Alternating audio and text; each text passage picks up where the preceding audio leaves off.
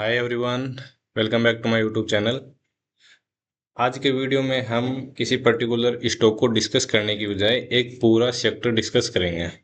उसको डिस्कस करने का रीजन क्या है और क्या हमें उसमें फ्यूचर टारगेट्स नज़र आते हैं, इन सभी चीज़ों को हम डिटेल से समझेंगे। तो उसके लिए वीडियो को एंड तक ज़रूर देखें, और अगर अभी तक चैनल को सब्सक्राइब नहीं किया तो प्लीज़ चैनल को सब्सक्राइब करें तथा अधिक से अधिक लोगों के साथ शेयर भी करें, ताकि और भी लोग हमारे साथ जुड़ के चीज़ों को सीख सकें, समझ सकें।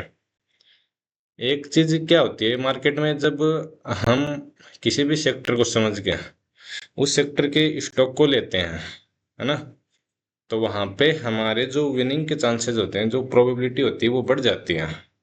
क्योंकि होता है क्या, मार्केट में जब एक सेक्टर जब चलता है तो उस सेक्टर के जो अच्छे स्टॉक होते हैं वो वहां से ना केवल चलते हैं बल्कि अपने टारगेट्स भी अचीव करते हैं, है ना। तो उसके लिए हमें उस सेक्टर के वैल्यूएशन चेक करने होते हैं कि वो फेयर वैल्यू पर है या नहीं है, अंडर वैल्यूएशन है या ओवर वैल्यूड है वो सेक्टर। कभी कभी होता है क्या है कि मान लो एक पूरे सेक्टर को प्रेशर में रख के निफ्टी को प्रेशर में रखा जा सकता है। इसका अभी ताजा उदाहरण हम देख सकते हैं, आईटी सेक्टर। आईटी सेक्टर को प्रेशर में रख के निफ्टी को अभी पिछले कुछ 5-7 दिनों में अच्छा खासा प्रेशर में रखा गया था, है ना। तो अब हम ये समझते हैं कि हमारा इसको डिस्कस करने का रीजन क्या है। आज हम डिस्कस करेंगे एफएमसीजी सेक्टर। तो सबसे पहले हम जाते हैं स्कैनर डॉट इन पर। स्कैनर डॉट इन पे जाके करना क्या है हमें, हम यहाँ पे सर्च ऑप्शन में जाके करेंगे निफ्टी एफएमसीजी, सर्च करेंगे। जो ऊपरी ऊपर वाला है इस पे हम क्लिक करेंगे तो ये हमारा ये ओपन हो जाएगा, है ना। अब निफ्टी एफएमसीजी जो सेक्टर है इसकी मार्केट कैप कितनी है, 22,24,565 करोड़। और इस पूरे सेक्टर का पीई कितना है, 36.2। अब हम वैल्यूएशन चेक कैसे करेंगे, तो जैसा कि हम हमेशा करते हैं, एक तो हम प्राइस टू अर्निंग रेशियो के हिसाब से देखेंगे। तो यहाँ पे है ये जो 10 साल का टाइम फ्रेम है, यहाँ पे हम देखें जो प्राइस टू अर्निंग रेशियो है, ये जो मीडियन पी है इसके आर बार हमेशा चलता है, ना इससे ज़्यादा ऊपर जाता है ना इससे ज़्यादा नीचे जाता है। अगर मैक्सिमम देखें तो हम ये रेंज कहाँ तक जाती है, लगभग 45-46 के आसपास। वो जो मिनिमम वाली रेंज है ये 35 के आसपास यहाँ तक रह जाता है। हाँ, कभी कभी जैसे कुछ अनफॉर्चुनेट सिचुएशन आ जाती है, जैसे कोरोना के टाइम में ये चला गया था एकदम नीचे, कहाँ तक, लगभग 35 के आसपास चला गया था यहाँ पे, है ना, 27-28 के आसपास। और अभी करंटली कितना चल रहा है, 36.2। 5 साल के टाइम फ्रेम पे देखें तो मीडियन पी से काफ़ी नीचे है, और 3 साल के टाइम फ्रेम पे भी देखें तो मीडियन पी से काफ़ी नीचे है। अगर यहाँ पे हम पी के हिसाब से देखें तो एफएमसीजी जो सेक्टर है अभी अभी अंडर वैल्यू है, यानी फेयर वैल्यू पर ट्रेड कर रहा है। अब एक चीज और जो स्क्रीनर डॉट इन पे हम कर सकते हैं, जैसे ही हम निफ्टी एफएमसीजी सर्च करेंगे तो यहाँ पे जो एफएमसीजी की जो मेन कंपनीज हैं, जो मार्केट लीडिंग कंपनी है, वो यहाँ पे आ जाएंगे। जैसे हमने सर्च किया तो यहाँ पे हमें दिखाया कंपनीज इन निफ्टी एफएमसीजी, तो यहाँ पे हमारी 15 कंपनी निकल के हैं। Hindustan Unilever, ITC, Nestle India, Varun beverages, Britannia, Tata consumer, Godrej consumer, Marico, United Spirits, Dabur India, Colgate Palmolive, Patanjali, Radico Khaitan, United Breweries and Emami. तो ये हमारी एफएमसीजी सेक्टर की कंपनी है, और इनके सब के अपने अपने प्रोडक्ट्स हैं और जिनके अच्छा खासा कस्टमर बेस है। अब यहाँ पे हम समझते हैं कि फिर एक चीज ये होती है, जब भी हम सेक्टर डिस्कस करें तो वहां पे हमारा कोई ना कोई टेक्निकल चार्ट पैटर्न जरूर होना चाहिए, है ना। जैसे अभी निफ्टी एफएमसीजी ने यहाँ पे जो ये सपोर्ट लेवल, जो किसी टाइम पर रेसिस्टेंस लेवल था, जहाँ पे इसने 3 बार रेसिस्टेंस दिखाया था, तो एक बार मैं आपको यहाँ पे ये मार्क कर देता हूँ। एक बार तो इसने यहाँ पे रेसिस्टेंस दिखाया था, इस सेकंड टाइम यहाँ पे, फिर थर्ड टाइम इसने यहाँ पे दिखाया था, है ना। उसके बाद इसने यहाँ पे एक हल्का सा यहाँ पे बॉटम फिशिंग भी हुई थी। बॉटम फिशिंग का मतलब क्या होता है, जब लगता है कि हाँ यहाँ पर ये हमारा, कुछ लोग क्या होते हैं, वो एक जो लेवल होता है, जैसे एक तो एक चीज हमेशा ध्यान में रखना, जो सपोर्ट रेसिस्टेंस होते हैं ये कोई एक पर्टिकुलर पॉइंट नहीं होता। जैसे यहाँ पे 46,200 है, तो ये जरूरी नहीं कि 200 ही हो। ये 150 पॉइंट ऊपर हो सकते हैं और 150 पॉइंट नीचे हो सकते हैं। मेरा कहने का मतलब ये है कि सपोर्ट और रेसिस्टेंस हमेशा एक रेंज होती है, एग्जैक्ट पॉइंट कभी भी नहीं होता। अब ऐसे में हुआ क्या हो सकता है? हुआ ये हो सकता है कि लोगों ने मान लो ये यहाँ पे ये मान लिया होगा कि 26,250 से जैसे नीचे क्लोजिंग देगा वहां पे हम सपोर्ट अपना वो सपोर्ट ब्रेक करेगा, वहां पे हमारा स्टॉप लॉस लगाना है, ताकि जब और नीचे ये एफएमसीजी सेक्टर जाए तो वहां पे हमारा नुकसान होने से बच जाए। ऐसे में जो ऑपरेटर होते हैं, जो बिग बॉयज होते हैं, वो क्या करते हैं, वो स्टॉप लॉस सेटिंग करवाते हैं, जहाँ पे उनको पता होता है कि stop loss maximum stop loss कहाँ पे लगे होंगे। तो वहां पे वो उससे थोड़ा नीचे लेके जाते हैं और फिर लोगों की अच्छी खासी पोजीशन कटनी स्टार्ट हो जाती है ना।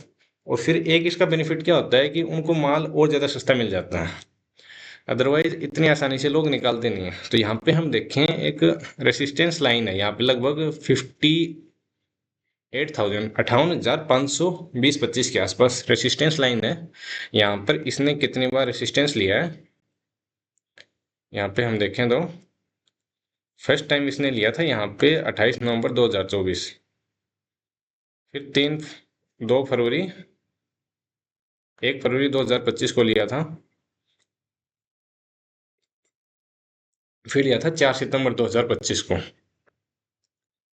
रेसिस्टेंस लाइन में एक चीज हमेशा ध्यान में रखना कि जो ये कैंडल होती है, मान लो ये यहाँ पे हमारी कैंडल कितने तारीख की थी, 1 फरवरी 2025 के। जो रेसिस्टेंस लाइन होती है इससे ऊपर क्लोजिंग नहीं होनी चाहिए, और ये विक होती है ना, अगर विक है तो चलेगा लेकिन क्लोजिंग नहीं होनी चाहिए। तो यहाँ पे हम देख सकते हैं इससे ऊपर एक भी क्लोजिंग नहीं थे। फिर यहाँ पे एक इसने ये वाला जो मैंने बना रखा है शोल्डर बनाया था, है ना। फिर यहाँ पे एक दोबारा शोल्डर बना दिया, फिर उसके बाद नीचे राउंडिंग शेप में चलता रहा, और जब इसने बॉटम बनाया था तो बॉटम से ये कितना ऊपर चल चुका है अगर हम देखें तो यहाँ पे अच्छी खासी रिकवरी भी हो चुकी है, लगभग 12.68%, लगभग 13% के आसपास यहाँ से एफएमसीजी सेक्टर ने रिकवरी भी दी है। तो यहाँ पे क्या हो सकता है कि जैसे ये कॉम्प्लेक्स आरएचएस पैटर्न बना सकता है ना। अब जरूरी नहीं है कि ये बनाए, है ना, हो सकता है ये सीधा भी निकल जाए। मान लो ये ऐसे बना देगा, फिर ये एक और ऐसा सेम बना देगा यहाँ पे, मान लो यहाँ पे एक और बना दिया, फिर ये ब्रेकआउट करके निकल जाए। अब ये भी हो सकता है कि ये यहाँ तक ना रुके, यहाँ तक जाके ये राइट साइड के जो शोल्डर्स हैं ये ना बनाए, और ये सीधा यहाँ से जो भी चल रहा है यहाँ पे ये सीधा निकल जाए यहाँ से। पॉसिबिलिटीज कुछ भी हो सकता है ये ऐसे ऐसे करके यहाँ से सीधा निकल जाए और टारगेट तक चला जाए, या फिर ये भी हो सकता है कि ये यहाँ से आए दोबारा, फिर यहाँ से दोबारा बनाए, फिर यहाँ से ब्रेकआउट करके ऐसे भी निकल सकता है। तो कुछ भी पॉसिबिलिटीज हो सकती हैं वहां पे, वो हमें बाद में पता लगेगा। अब हमारा क्या हो सकता है यहाँ पे, हम टारगेट क्या लेके चल सकते हैं, जैसे अगर हम टारगेट निकालें तो टारगेट कैसे निकालेंगे?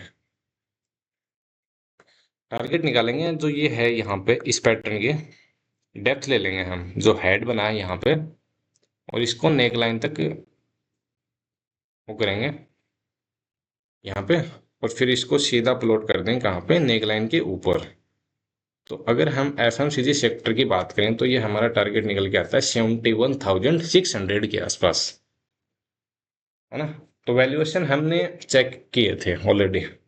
अब मैं एक चीज और दिखाता हूँ आपको, जैसे जो एफएमसीजी सेक्टर के जो स्टॉक्स हैं वो वहाँ कहाँ पे ट्रेड कर रहे हैं। तो ये है हमारा हिंदुस्तान यूनिलीवर, है ना। इसको देखते हैं हम एक बार कि ये कहाँ पे ट्रेड कर रहा है। तो ये यहाँ पे देखें तो ये अच्छा खासा नीचे है। अगर ये ऑल टाइम हाई तक जाता है तो ये हमारा टारगेट कितना निकल के आता है, यहाँ से अगर ऑल टाइम हाई देखें, हमारा टारगेट निकल के आता है लगभग 27-28% के 27% के आसपास। और अभी इसके जल्दी ही इसके रिजल्ट आने वाले हैं, तो जब रिजल्ट आएगी तो एक पर्टिकुलर अलग सी वीडियो बना दूंगा मैं इस चीज़ पे। अब जैसे हम बात करें नेक्स्ट स्टॉक कौन सा है, हमारा आईटीसी है। आईटीसी में अगर हम देखें ऑल टाइम हाई तक हमारा कितना बचा हुआ है, यहाँ तक लगभग 60 to 65% के आसपास बचा हुआ ऑल टाइम हाई तक। नेक्स्ट स्टॉक कौन सा है? Nestle India. अभी हाल फिलहाल में इस कंपनी के रिजल्ट आए हैं और इसने अच्छा खासा वहां पे रिजल्ट आए भी हैं। तो अगर हम देखें तो यहाँ पे एक 7.27% का अच्छा खासा मूवी था और वहां पे जब रिजल्ट आए थे तो उसके बाद इसने अच्छा खासा मूवमेंट दिया था। तो यहाँ पे इसको छोड़ सकते हैं, ये ऑल टाइम हाई पर ट्रेड कर रहा है। फिर हमारा कौन सा स्टॉक है? VBL, Varun beverages limited. अगर यहाँ पे हम करंट प्राइस से देखें तो कितना ऊपर चल रहा है ये? करंट प्राइस से अगर ऑल टाइम हाई तक जाता है तो ये हमारा टारगेट आता है लगभग 32% के आसपास।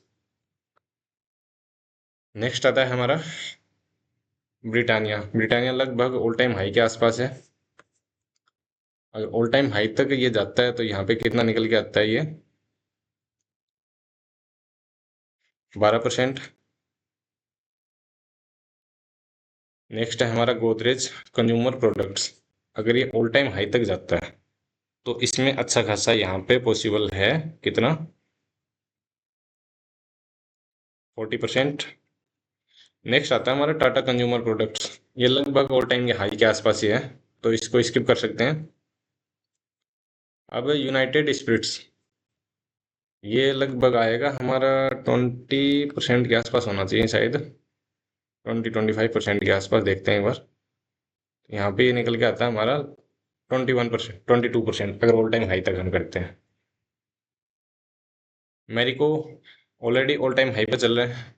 डाबर इंडिया अभी अच्छा खासा नीचे चल रहा है। अगर ऑल टाइम हाई तक ये जाता है तो ये कितना निकल के आता है? 48% ये निकल के आता है। इसके ऊपर हमने वीडियो भी बनाई थी अभी हाल फिलहाल में, वो वीडियो जाकर भी आप देख सकते हैं। अगर पतंजलि फूड्स की बात करें तो यहाँ पे अगर ये ऑल टाइम हाई तक जाता है तो ये हमारा लगभग 41-42% के आसपास निकल के आता है। और ये हमारा Colgate palm olive. Colgate palm olive में जब मैंने वीडियो बनाई थी तो उसके बाद देख सकते हैं शायद उस टाइम ये हमारा ट्रेड कहाँ पे कर रहा था? ये यहाँ पे शायद 1800 के आसपास ट्रेड कर रहा था। तो वहां से इसने अच्छी खासी रिकवरी दी भी है। वहां से लगभग कितना आ गया है अभी? 18-19% अभी रिकवर हो गया है ना। अगर हम ऑल टाइम हाई तक देखें तो यहाँ पे एक अच्छा खासा गैप बचा हुआ है।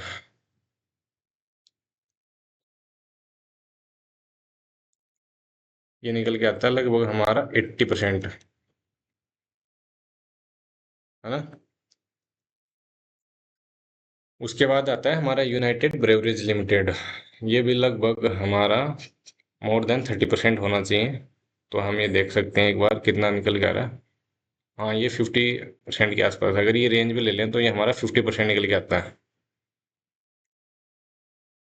रेडिको खेतान जैसा कि हमने देख लिया था, ये ऑल टाइम हाई के आसपास ही चल रहा है। और इमामी लिमिटेड के बारे में बात करें तो ये यहाँ से अगर हम देखें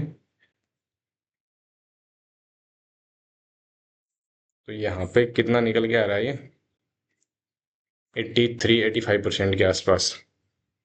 हिंदुस्तान यूनिवर ये सभी हमने डिस्कस कर लिया। अब यहाँ पे आप लोग एक चीज क्या कर सकते हैं, जैसे मैं यहीं पे वीडियो को एंड करूंगा क्योंकि ताकि वीडियो लंबी ना हो जाए। आप लोग एक होमवर्क आप लोगों के लिए, वो होमवर्क क्या है? होमवर्क की है जैसे यहाँ पे निफ्टी एफएमसीजी सेक्टर में हम गए थे स्कैनर.इन पर। तो यहाँ पे ये जो कंपनीज हैं यहाँ पे इनके अलग से इंडिविजुअल एवरी स्टॉक की स्टडी हमें करनी चाहिए, उनके प्रोडक्ट्स देखने चाहिए, उनके रिजल्ट्स देखने चाहिए कि वो कहाँ पे हैं, क्या ट्रेड कर रहे हैं। फिर जब सभी का समझ में आ जाए हमें, और एक अच्छा खासा गैप यहाँ पे बचा हुआ है, और यहाँ पे हमने देखा भी था निफ्टी एफएमसीजी को जब जब हमने इंडेक्स का चार्ट ओपन किया था तो वहां पे हमने देखा था कि एक अच्छा खासा गैप बना हुआ है और एक टेक्निकल चार्ट पैटर्न भी बना हुआ है ना। तो ऐसे में टारगेट अचीव होते होते हैं। तो यहाँ पे जैसे एक टोटल पोर्टफोलियो का 10% लेके चल सकते हैं, है ना। फिर उनको बराबर बराबर डिवाइड करके जो जितने ये स्टॉक है, ये 15 आ रहे हैं हमारे, है ना। इनमें से वो कंपनीज, उन कंपनीज को सिलेक्ट करना है जिनमें अभी अच्छा खासा गैप है। इनमें कुछ कंपनी ऐसी भी हैं जो ऑल टाइम हाई के आसपास चल रही हैं, जैसे रेडिको खेतान है, फिर नेस्ले इंडिया, ये ऑल टाइम हाई के आसपास चल रही है। तो जैसे इनको निकाल देंगे, है ना। फिर उनमें इक्वली डिवाइड करके पैसा एक म्यूचुअल फंड या ईटीएफ के रूप में वहां पे पैसा लगा सकते हैं। और जैसे जैसे उनके टारगेट अचीव होते जाएं वहां से उस टाइम निकाल सकते हैं। या फिर यहाँ पे एक काम और कर सकते हैं, जैसे ये एफएमसीजी का टारगेट कितना आ रहा था यहाँ पे, 71,700 के आसपास ही आ रहा था, 500 600 जो भी है यहाँ पे आ रहा था। तो जैसे यहाँ पे पहुंचे तो या तो एक साथ सभी को वहां पे प्रॉफिट बुक कर सकते हैं, या फिर जैसे ही इंडिविजुअल स्टॉक्स में मान लो हिंदुस्तान यूनिलीवर ने ऑल टाइम हाई बना दिया तो इसको प्रॉफिट बुक कर लेंगे। फिर जितना पैसा हमारा होगा, मान लो किसी में बचा हुआ है 10% टारगेट, किसी में बचा हुआ है, किसी में 20% बचा हुआ है, किसी में 15%, वहां पे इक्वली डिवाइड करके वहां पे लगा सकते हैं, है ना। तो ऐसे करके आप ट्रेड कर सकते हैं और एक अच्छा खासा रिटर्न यहाँ पे मिल सकता है। अगर वीडियो में दी गई जानकारी अच्छी लगी हो तो वीडियो को लाइक करें तथा अधिक से अधिक लोगों के साथ शेयर भी करें। यहाँ पे मेरा मकसद है, यहाँ पे आप लोगों को चीज़ों को सिखाना समझाना कि कैसे चीज़ों को एनालाइज करते हैं, कैसे हमें, अगर मान लो कोई सेक्टर है जो वहां पे चलना स्टार्ट कर दिया तो कैसे हमें उसमें देखना चाहिए, कैसे उसकी कंपनीज को देखना चाहिए। एक चीज हमेशा ध्यान में रखना कि जो ऑपरेटर होता है, जो बिग बॉयज होते हैं, उनके पास इतना पैसा कभी भी नहीं होता कि वो एक साथ सभी सेक्टर को साथ लेके चल सके, है ना। वो धीरे धीरे लेके चलते हैं। तो अगर हम ऑपरेटर को समझ पाएंगे, है ना, उनके साथ ट्रेड करेंगे तो हमारा अच्छा खासा पैसा बनता है। ओके, आज के लिए बस इतना ही। फिर मिलते हैं किसी नए वीडियो के साथ, तब तक के लिए जय हिंद, जय भारत।